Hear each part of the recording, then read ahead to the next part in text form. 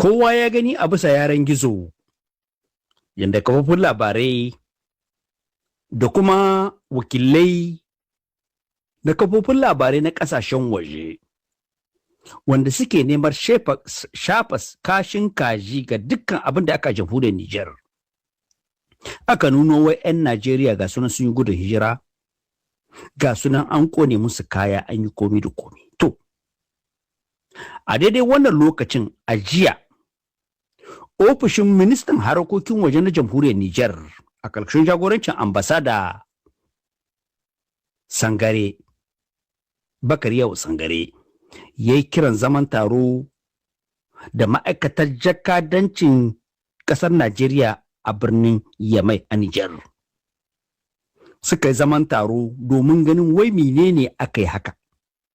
Yawancin 'yan gudun hijirar nan ba zuwa sun huto daga ƙasashe daban-daban suka zo suka yi baza koli ko ina suka tare hanyoyi aka tashi aka tattara su aka ce ba a haka a cikin ƙasa mai tsari.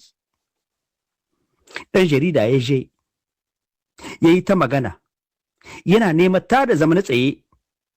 yana neman kunna wuta tsakaninmu da Najeriya ba ma da matsala tsakaninmu da Najeriya 'yan Najeriya da 'yan Nijar ba sa da matsala.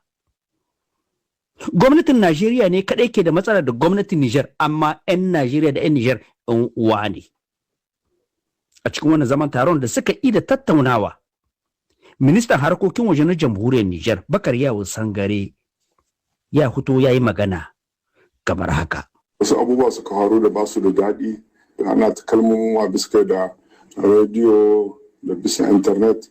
to gaskiya ba mu ji daɗi abin sai mun ka lissafa mun ka gani da mu bari mutane wurin masu son su ka tashin hankali masu son su aka matsala tsakanin mutanenmu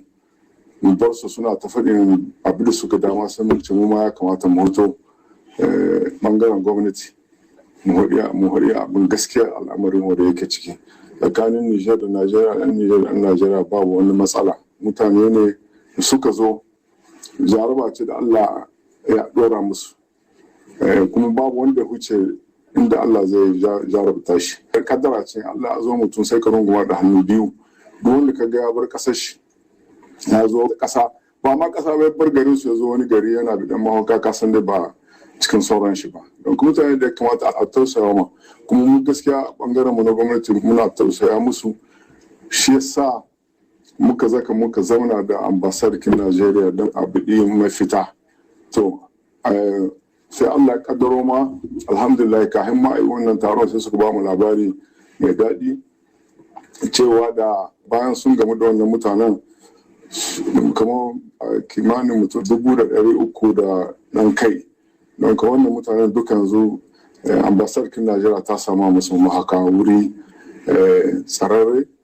an kasu suna wurin akwai polisai 'yan sanda suna bakin wurin suna gadin wurin saboda su kiyaye lahiyarsu su kiyaye zamantakarsu don mu yanzu zaman da mun kai don mu tattauna mu gani cikinsu su waye da son su koma gida a taimaka musu daidai gwargwado ya samu ya isa gida wanda kuma shi bukatar shi ya zamana kuma duk wanda ka ga zamana ba da son rai ne ba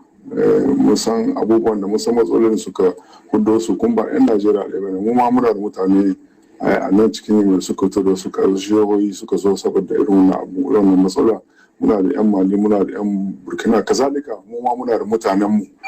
cikin wannan kasashen don abu ne don dole sai an zamana abu wanda ya ce ba zai koma ba bai da ra'ayin kuma a ba gani yayin ne za a yi ya samu ya zamanto ya yi ta cikin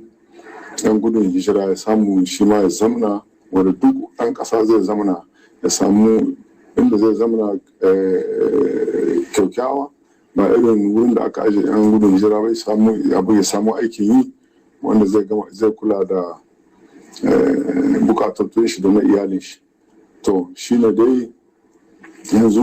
inda an kasa gaba ambasarkin Najeriya sun yi magana da OEM za mu sake yin taro da su yankin mu je inda aka kwana kuma za mu gaggautawa wannan mutanen mu hudda su cikin wannan halin da suke kuma duk wannan mutanen da annan suna ta bada bayani kaza wallahi ba gaskiya bane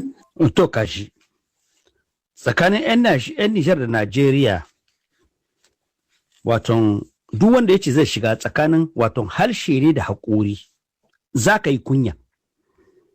Idan kuna tuni muna da matsala babba tsakaninmu da ƙasar Benin, har muka kai ayo muka rufe waton jakadanci na ƙasar Benin a Nijar, su ma suka rufe namu. Wannan shine babban matsala. Amma a Najeriya mun kan ci gaba da kucece wanda Tinubu yake nan yana yi ma jamhuriyar Nijar da ababe da dama, amma ba zai sa ba tsakaninmu da 'yan Najeriya wani abu ya zo, saboda Tinubu zai tahiya, gwamnatin Tinubu zai tahiya. Amma 'yan Nijar da 'yan Najeriya wato baiwa ce ta Ubangiji, Allah kaɗai ya raba su. Ga wakili representant na musamman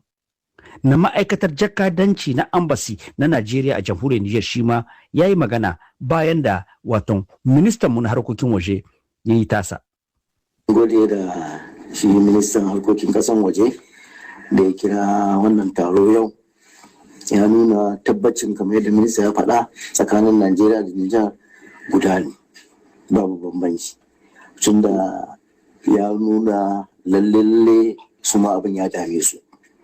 kuma haka ne mun ji daɗin wannan kira, kuma mun zauna an tattauna a nemi mafita na wannan 'yan uwanmu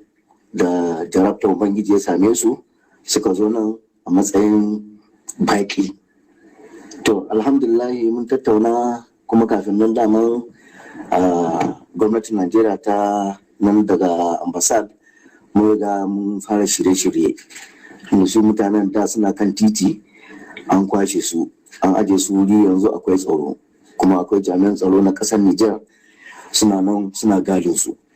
don a tabbata da lahiyarsu. Saboda ka ba abin da ya same su, ana gadin su. Kuma akwai kungiya OIM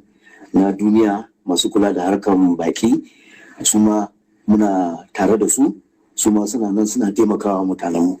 alhamdulillah. To yanzu matsayar da ake ciki da mu da OIM din, ana kokarin yadda za a mai da mutanen nan gida da gaggawa, tunda mafi yawancinsu sun nuna cewa lallai suna so su koma gida. Wasu su daga gida suka hito, wasu su daga Mali, wasu su daga Libya, wasu su daga Algeria. To jarabta ne da minista ya faɗa,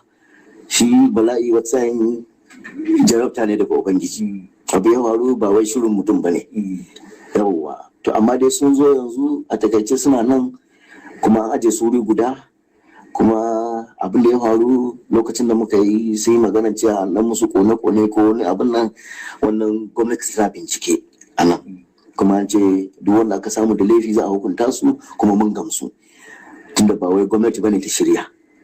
Saboda haka a takaice yanzu babu wani matsalan, Allah yadda cikin lokaci kaɗan wannan mutanen za a maida su gida. To kaji